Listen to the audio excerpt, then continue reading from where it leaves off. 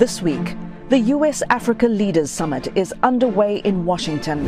The White House rolls out the red carpet with big promises for investment, diplomacy, even a multi-country presidential visit. But is it enough as the United States seeks to build new ties with African nations and revitalize old ones? Also, we'll speak to the CEO of the U.S. African Development Foundation about his new plans for investing in grassroots youth and women-owned businesses in Africa. Straight Talk Africa starts now.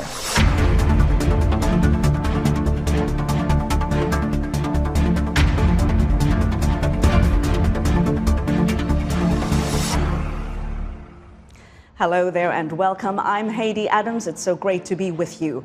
$55 billion for Africa over the next 3 years. United States support for the African Union to join the G20 and a multi-country visit by President Joe Biden next year. The United States appears to be pulling out all the stops in a bid to reimagine its relationship with African countries. President Biden has brought heads of state and representatives from about 50 African countries and the African Union to Washington for the second U.S. Africa Leaders Summit. And this is a chance for African leaders to see whether America can be a reliable long-term partner. For them, it is about trust. The Americans, on the other hand, say they want a more modern partnership with the African continent as the U.S. looks to counter China and Russia's influence in the region. VOA's Zoe Liudaki takes a closer look at what is at stake. Afrocentric and multilateral is how political analysts characterize the White House's strategy towards Africa. The U.S. strategy for sub-Saharan Africa, as it is called, emphasizes the role of the private sector in economic development, in health, infrastructure, finance, clean energy, climate change, and education. U.S. Secretary of State Antony Blinken unveiled the new strategy at the University of Pretoria in South Africa back in August. What we seek most of all is a true partnership between the United States and Africa. We don't want an imbalanced or transactional relationship. Bob Wekesa is the Deputy Director at the African Center for the Study of the United States at the University of Witwatersrand in Johannesburg. The re-engagement with the African continent is quite robust compared to the Trump administration. Proof of this robust engagement with the continent is the U.S. Africa Leaders Summit taking place this week in Washington. But what are the outcomes that Africans are looking to achieve? Africans are likely to arrive there with a major economic agenda. Africa needs lots of infrastructure development. It's one of the least connected continents in the world, even just in terms of road, rail, and seaports. Not talking about other forms of communication such as digital infrastructure, information and communication technologies. China has been very effective in spearheading major infrastructure projects in a number of African countries. And that raises the issue of whether the United States can compete effectively. I think the U.S. can compete, and its failure to compete at this point in time has largely been lack of strategy. This time, the United States intends to promote co-financing of the private sector in energy, health, and digital connectivity. Even when the U.S. government gets involved in trade and economics relations with the African continent, it lets its private sector be in the driver's seat. So I think the U.S. government is likely to pursue an agenda in which there's a conducive environment for American businesses to thrive on the African continent. Another issue that African leaders are interested in renegotiating is the African Growth and Opportunity Act, started by the Bush administration in 2001. But this time, African leaders want to be at the negotiating table.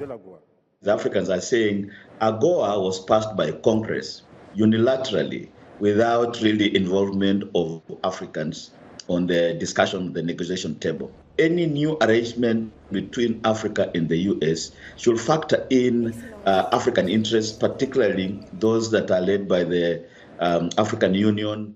Analysts and Africa's leaders are welcoming this effort of re-engagement between the United States and the continent. Zoe Liudaki, VOA News, Washington.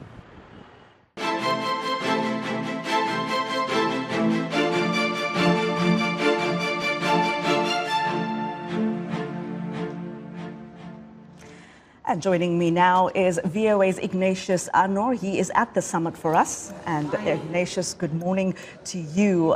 Thank you so much for all the work you've been doing covering this summit like nobody's business. Ignatius, we are on day 2 now of this summit. We see a lot of promises, a lot of money, a lot of visits to Africa, lots of support for Africa to really have a bigger voice on the global stage. That's a lot of dreams come true in the course of 1 week. What are the Africans saying about this? When they hear these kinds of announcements are going to be made or are being made, is that cause for celebration for the Africans or cause for caution? Haiti, thank you so much for having me on the show. Indeed, it's day 2 of the second U.S. African Summit right here in Washington, D.C. Several delegates have arrived across the African continent. It's a feeling of optimism, hope, but not only caution, but a position to ensure that there is a voice for the African continent. Folks who have come from the continent right here believe that right now, not only do they have a huge say in the global geopolitics, they have positioned themselves to ensure that they tap into, the opportunities that U.S. officials have presented at this particular summit, Haiti. Let me talk to you about something exciting that happened yesterday. The Secretary of State, Antony Blinken, met with 2 key powerhouses in Africa, the Democratic Republic of Congo and Zambia. You do know that the DRC produces 70% of the world's cobalt, while Zambia is the world's 6th largest producer of copper and Africa's 2nd largest producer of cobalt. Now, these are very rich mineral resources that would enhance the promotion of electric vehicles. And yesterday, a memorandum of understanding was signed between the United States and these 2 rich mineral resources on the African continent to develop what they call the electric vehicle value chain that will A, help promote job creation in these countries, and B, help a global effort to address the climate crisis as the clock is ticking on the climate front.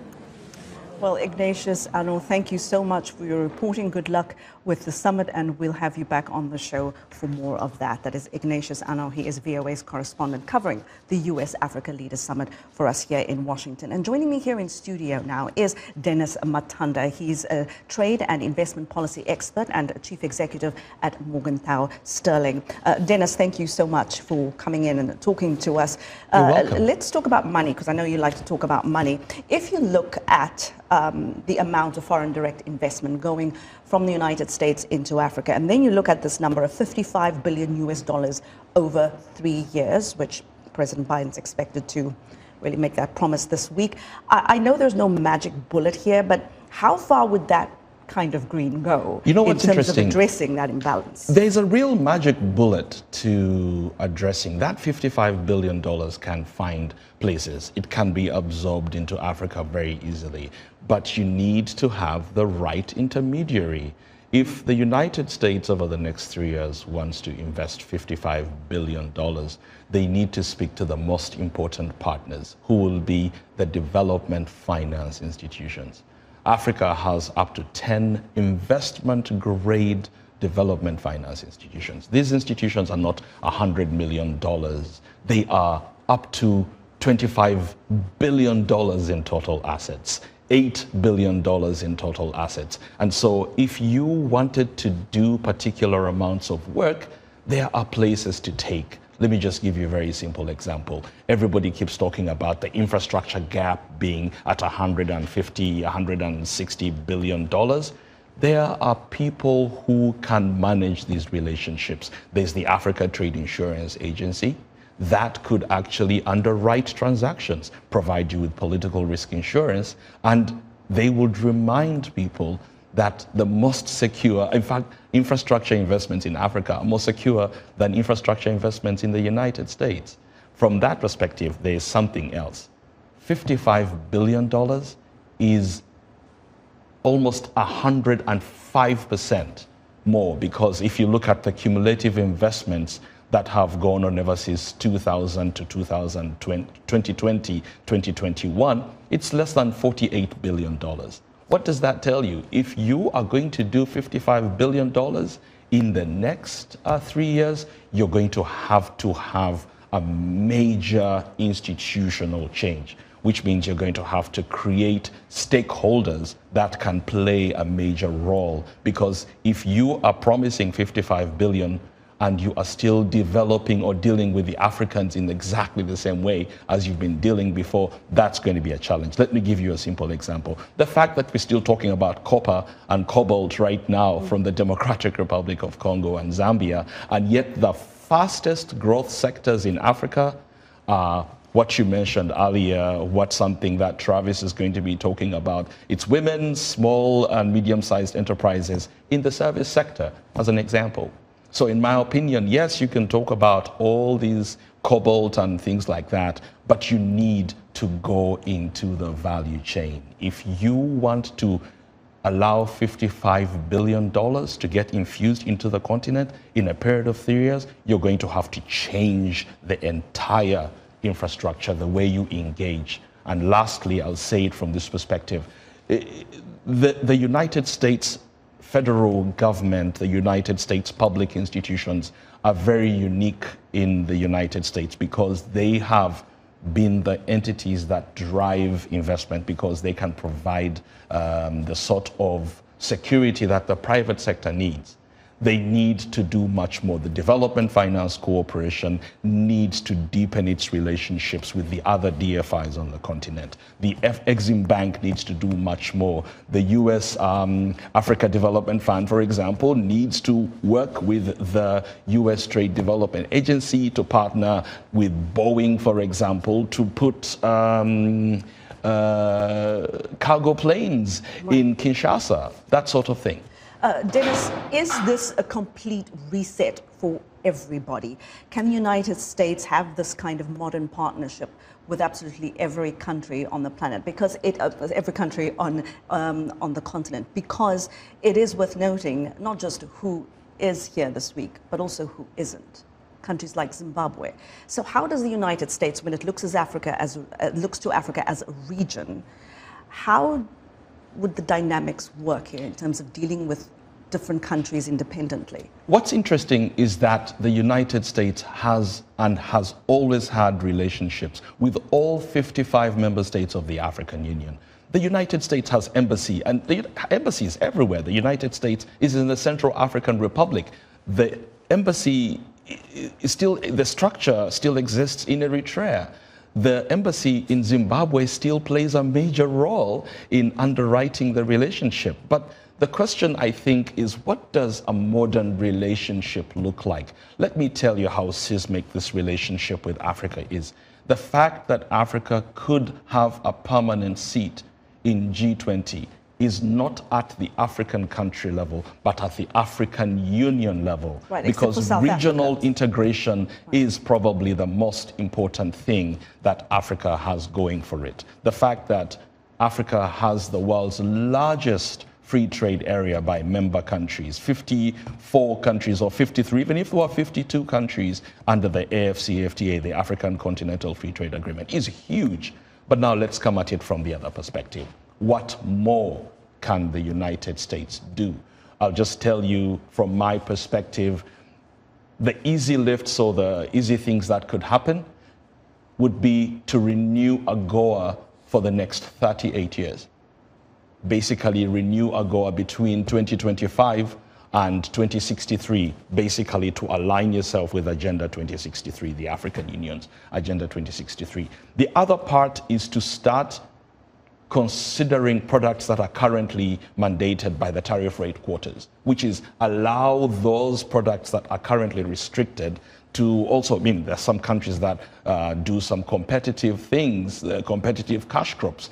Now, the challenge, of course, is going to be negotiating with the World Trade Organization on having more parameters, more allowances for the African Union or for the African countries. But there's something that you could do very easily. Allow all 55 member countries of the African Union to benefit from AGOA. Simple as that. Now, Dennis, we've got just a minute and a half left. You know, the influence of Russia and China in Africa, countering China specifically, that is very clearly stated in the U.S. Strategy towards Africa. Yet when you speak to administration officials, they seem to want to do some breakdancing around the topic, not speak to China's influence directly. Why is that? And is that a good move? Let me speak as an American, and let me speak like as a former government official. To be honest, and I'll say it from this perspective, if the United States private sector, if the United States was really interested in blowing China out of Africa, they would do it. But there is almost no real primary interest. There is no real tangible or viable opportunity. Yes, you can have the Carnegie Mellon Institution going to do a commodity exchange in Rwanda, but those things are really minuscule. You can say whatever it is that you want. If the American private sector had a real interest in Africa, they would do it in a heartbeat. Because we have to remember that the American private sector is very capitalistic. Secondly, we must not forget that the Africans do not speak Chinese. They don't speak Mandarin or Cantonese. They don't even speak Russian. I'm probably one of the few Africans that speaks Russian. I mean, it's very, very easy to say. So I'll say it, last perspective. The Africans watch more Hollywood movies than anything else. Right. And if you look at the Afrobarometer, the Africans are more aligned with the United States. So I'll tell you this, say what you will, the people in Kansas are not panicking about the Chinese in Africa. People in Austin, Texas are not panicking about China or Russia. And the Africans are not panicking about China in Africa. Yeah. But Dennis Matanda, thank you so much. Dennis is a trade and investment policy expert and a chief executive at Morgenthau Sterling. Thank you so much, Dennis. Welcome. Well, stay with us. I've got a special guest for us after the break. Travis Adkins is with us, and we can see he's here waiting to speak to me a little later on. And if you are a youth or woman-owned enterprise in Africa, you're going to want to hear what he has to say. Stay with us here on Straight Talk Africa. We'll be right back.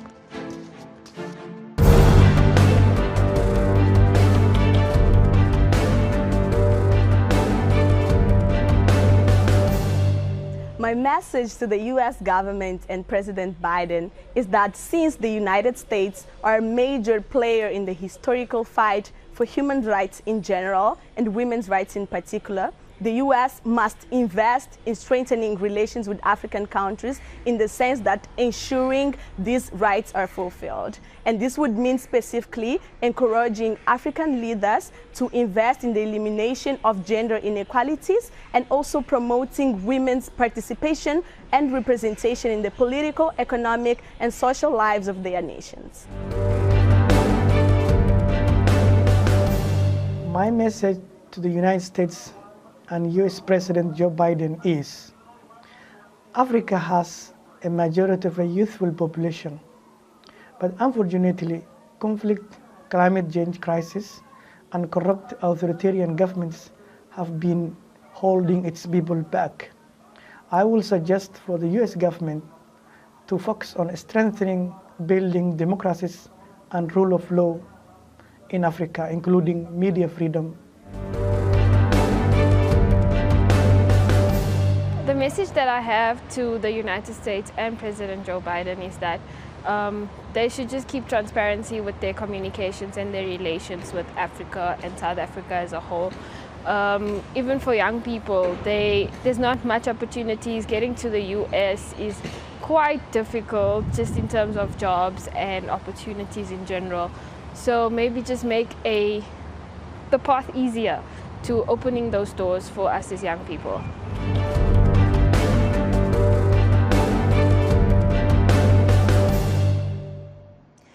Welcome back. The U.S. African Development Foundation works with women and youth-owned enterprises to create pathways to prosperity for African communities. And Travis Adkins is the CEO of the U.S. ADF, and his team work on just that, helping Africans really create that path to prosperity we spoke about earlier. And Travis is here in studio with me. Travis, hello there, and welcome back. Thank you for having me. Of course, we've seen each other a few times over the course of this U.S. Africa Leaders Summit, and I'll get your assessment on the summit itself in a short while. But you've told me that you've got some news that you want to share with our viewers and our listeners here on the show about what you've been doing lately. So we're all ears. Sure. As you know, Haiti, our focus, as you just mentioned, is women, is youth, is entrepreneurs and small and medium enterprises across the continent. And that is under the belief that SMEs are central to the economic recovery of the continent in the post-pandemic era, but also the broader economic growth of the continent. Not to mention, they are the majority populations. They are those who have been forgotten and marginalized, and much of the future of the continent, we believe, rests in their ability to reach their aspirations and their successes. And this is why we make our investments in those places. And so we do have, as I announced yesterday, 3 new off-grid energy challenges totaling about $5 million, where we will be investing in off-grid energy solutions in rural and para-urban areas for health facilities, for entrepreneurs of SMEs, as well as for women leaders across the energy sector. In addition to that, we signed now and launched a $5-year, $20 million initiative in partnership with the Tony Alimalu Foundation. And that will include investment toolkits for entrepreneurs, looking at helping them to increase their revenues, looking at helping them to do job creation. And we will be doing that program in about 16 African nations. And fortunately, we have so much to announce this week that I don't want to take up all your time with all of the other things that we have going on. But those are a few highlights just to get us started this morning. But it's great, Travis. You know, I always believe that we can tell people all we like about, you know, you have access to this, but unless we actually give them the information, tell them, you know, I'm from South Africa, and I think it's really important to always tell people what their rights are in this new democratic dispensation. Same thing with whatever is on offer and whatever is available for people to help their businesses, to help their enterprises. Can you tell us exactly how some of these partnerships that you're talking about, how they help? Can you give us a profile of someone who would benefit from the work that you do? Sure. Across the continent, and I should also make this announcement while we're here, our agency will be launching in the next couple of weeks our intake portal. Because everywhere I go, people are saying, how can we access information about grants from U.S. ADF? How can anyone apply one of my questions too. At any time? And so we will be launching this intake portal, which will allow any entrepreneur anywhere on the continent to apply for grant funding from U.S. ADF 365 days per year. In terms of the profile, again, this is small and medium enterprises across the continent. These are those looking for grants anywhere from $5,000 up to $250,000 per entity or per entrepreneur. These are folks working in agriculture, farmer associations, agribusinesses. These are folks looking to do energy investments to expand the access to electricity across the continent, particularly in the rural and para-urban areas. And then these are entrepreneurs who are building businesses that benefit themselves, but also have a job creation element to them to expand employment and the improvement of livelihoods across the continent. Now, Travis, you travel to the continent and across the continent frequently, and you speak to many entrepreneurs, right? What do they tell you about, what do they find are the greatest stumbling blocks to doing business on the continent? I think certainly access to finance, right? And access to the technical skills that will help them to improve their financial management, to help them to be able to digitize their information about their profits and yields year over year, all of the elements that they need to be able to go into a bank and access commercial lending. And so our aim is to help them to move beyond grant funding with an initial grant so that they can become increasingly credit worthy and increasingly able to gain access to finance on the open market. And I will say, during this week at the events we've been at, I've heard a lot of people thank you for the support. So clearly you are absolutely out there doing that. But Travis, what in your work have you also found are the biggest threats to women's economic empowerment, to youth economic empowerment on the continent right now? I think the sense that they are a small, niche, special interest group, rather than the truth of the narrative, which is that they are the majority. And they are not only the future, but they are the present. And I think if you lock out 60% of your population that are youth, if you lock out over 50% of your population whom are women, there is no way for you to advance your economy. There's no way for you to advance your nation. And so there is a narrative piece of this. There is a governance piece of this. There are cultural elements of this. And so what we're trying to do at USADF is to tell the story and to help tell the story of the brilliance and the ingenuity of women and youth entrepreneurs, and then to demonstrate that with the smallest inputs by us, they can do a brilliant and ingenious things with their own initiative, their own creativity, their own ideas. Travis, I've been on your website, and there really is a section where people can go if they want to apply for grant support. Tell us again what is on offer, if I could put it that way, and what should people know about being ready and being eligible before they click on that link? Sure. Well, one good thing is when you go into our intake portal, you will see several elements that will direct you through a process to understand if you're eligible, to understand the elements that you might not have, that you might need to be ready in 3 months or 6 months or a year. Also to understand that not only can you apply for grants on a rolling basis, but that we also put out requests for applications on a routine quarterly basis. Sometimes they are specific to women, sometimes they are specific to youth, sometimes they are specific to a country, sometimes they are specific to a topic, whether it be farming or electrification or vocational training. And so I would just ask that you stay tuned and that you know that there is a U.S. government agency that is committed to extending U.S. foreign assistance to the forgotten among the marginalized. And that is where we focus, and that's the story that we want to tell. Travis, just briefly, we're coming up on one and a half minutes.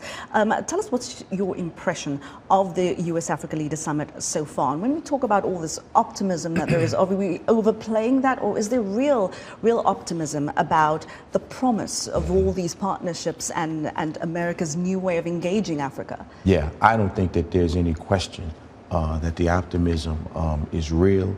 I don't think there's any question that there is a new tone and tenor from the Biden administration on engagement with Africa. There is a clear focus on the African diaspora and engagement in that piece to recognize all of the ways that the U.S. And African nations are already connected, and how we can build on those connections in linked fate to go forward together in ways that are mutually beneficial for us all. Well, Travis Adkins, good luck with the summit. And if you want to learn more about the U.S. African Development Foundation's work, you can visit their website, usadf.gov, and you'll find some good information there. And if you don't, tell us on social media, and we'll bring Travis Adkins right back here to please explain. Travis, always a pleasure to have you here on the show. And that is our show for this week. Thank you to all my guests and all our contributors. A huge thanks to all our affiliate stations airing Straight Talk Africa throughout the continent. And I'm always grateful to you for joining us on television, radio, and for streaming with us online. From our team here in Washington, until the next time, go well. Goodbye.